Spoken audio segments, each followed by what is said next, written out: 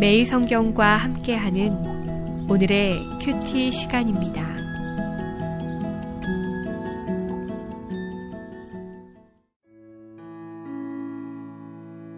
(11월 7일) 오늘의 말씀은 베드로후서 3장 14절에서 18절까지의 말씀입니다. 그러므로 사랑하는 자들아, 너희가 이것을 바라보나니 주 앞에서 점도 없고 흠도 없이 평강 가운데서 나타나기를 힘쓰라. 또 우리 주의 오래 참으심이 구원이 될 줄로 여기라.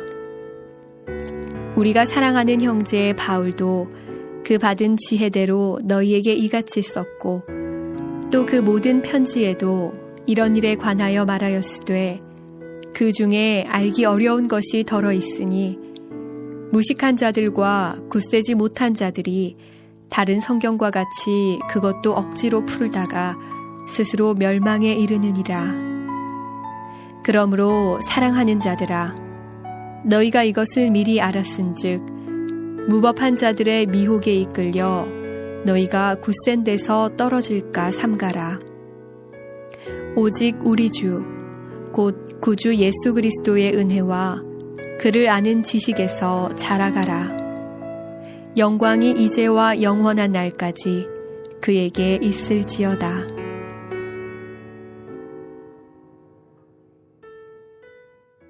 오늘은 11월 7일 목요일입니다. 묵상을 통해 늘 하나님과 함께 하시는 귀한 성도님들, 오늘 우리에게 주시는 하나님의 말씀으로 힘을 얻는 시간이 되시길 축복합니다. 오늘 말씀은 그리스도의 재림으로 세워질 새하늘과 새 땅에 들어가기를 소망하는 자들은 항상 자신을 살펴서 정결하고 의로운 삶을 살아야 하고 늘 그리스도를 아는 지식에 자라가야 함을 강조하는 말씀입니다. 14절을 보면 그러므로 사랑하는 자들아, 너희가 이것을 바라보나니 주 앞에서 점도 없고 흠도 없이 평강 가운데서 나타나기를 힘쓰라 라고 말씀합니다. 새하늘과 새 땅을 소망하는 그리스도인들은 주 앞에서 점도 없고 흠도 없는 삶을 살아야 합니다. 구약에서 하나님께 드려지는 제물이 점도 없고 흠도 없는 완전한 것이어야 하듯이 그리스도인들은 주 앞에서 완전한 존재가 되어야 합니다. 베드로 사도가 강조하는 것은 도덕적 정결함입니다. 거짓 교사들의 부도덕한 행실과 대조되는 것으로 거룩하고 경건한 행실을 가리키는 것입니다. 이러한 점도 없고 흠도 없는 정결한 삶을 살아가는 그리스도인들이 평강 가운데 주 앞에 서게 될 것입니다. 15절을 보면 또 우리 주의 오래 참으심이 구원이 될 줄로 여기라. 우리가 사랑하는 형제 바울도 그 받은 지혜대로 너희에게 이같이 썼고 라고 말씀합니다. 베드로 사도는 재림을 기다리는 성도의 올바른 태도에 대해서 설명합니다. 이미 9절에서도 언급했듯이 어떤 사람들은 재림이 지연되고 있다고 생각했습니다. 그런데 그들은 이것을 마치 하나님이 게을러서 제 시간을 지키지 않고 미루는 것처럼 생각했으며 어떤 사람들은 아예 재림 자체를 부인하기도 했습니다. 베드로 사도는 이러한 상황에 있는 독자들에게 재림이 지연되는 것이 아니라 하나님의 인내하심이라고 말하고 있습니다. 그리고 하나님의 인내하심은 죄인들이 회개하여 구원받기를 원하시는 자비하심의 표현이라고 말씀합니다. 베드로 사도는 누구보다도 거짓 교사들의 미혹 속에서 성도들이 온전한 믿음을 지키고 사랑하는 것이 그리 만만한 것이 아니라는 사실을 잘 알고 있었습니다.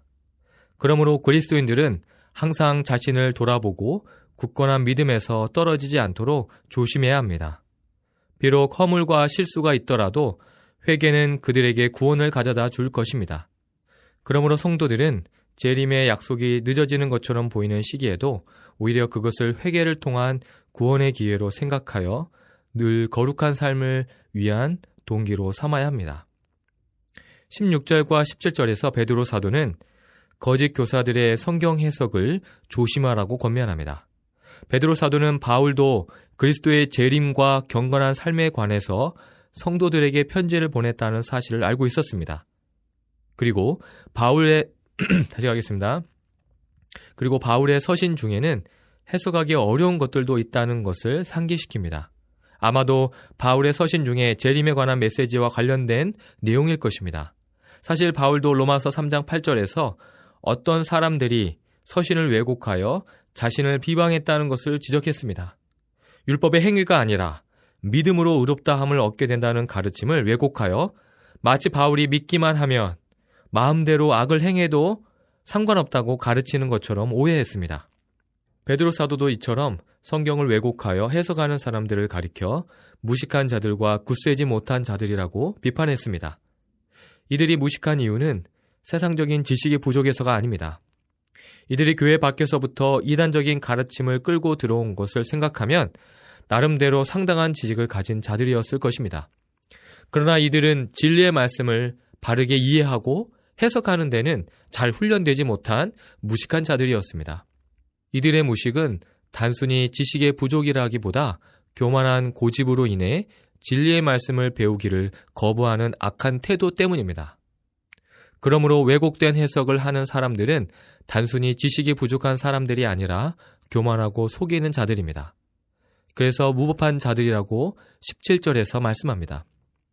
그러므로 성도들은 이러한 무법한 자들에게 미혹당하지 않도록 조심해야 합니다. 왜냐하면 성경을 왜곡되게 해석하는 사람들과 마찬가지로 왜곡된 말씀을 쫓아가는 사람들도 멸망의 길을 가게 되기 때문입니다. 마지막으로 18절에서 베드로 사도는 오직 우리 주 곧 구주 예수 그리스도의 은혜와 그를 아는 지식에서 자라가라. 영광이 이제와 영원한 날까지 그에게 있을지어다 라고 말씀합니다. 이 말씀은 이미 1장에서 언급했던 말씀입니다. 그리스도를 아는 지식에서 자라가는 것을 한마디로 요약하여 세상에 썩어질 것을 피하여 신의 성품에 참여하는 자가 되라는 것입니다. 그러므로 이 지식은 단순히 사변적인 지식을 말하는 것이 아니라 존재론적이고 실천적인 지식이며 삶 속에서 그리스도의 성품에 따라 살아가는 경건한 삶을 가리키는 것입니다. 베드로 사도는 그리스도인이 힘써야 할 구체적인 삶의 덕목 8가지, 믿음, 덕, 지식, 절제, 인내, 경건, 형제우애, 사랑을 소개했습니다. 이것을 힘써 행하는 것이 바로 그리스도를 알아가는 것입니다. 기도하겠습니다. 하나님 아버지, 예수 그리스도의 은혜와 예수 그리스도를 아는 지식을 깨닫게 해주심에 감사드립니다. 신앙이 한순간에 끝나지 않고 지속적으로 성장하고 있다는 것을 하나님 앞에 증명할 수 있도록 도와주시옵소서. 거룩한 성도로 믿음의 여정을 끝까지 경주할 수 있도록 성령 하나님께서 충만케 하여 주시옵소서. 예수님의 이름으로 기도드립니다. 아멘.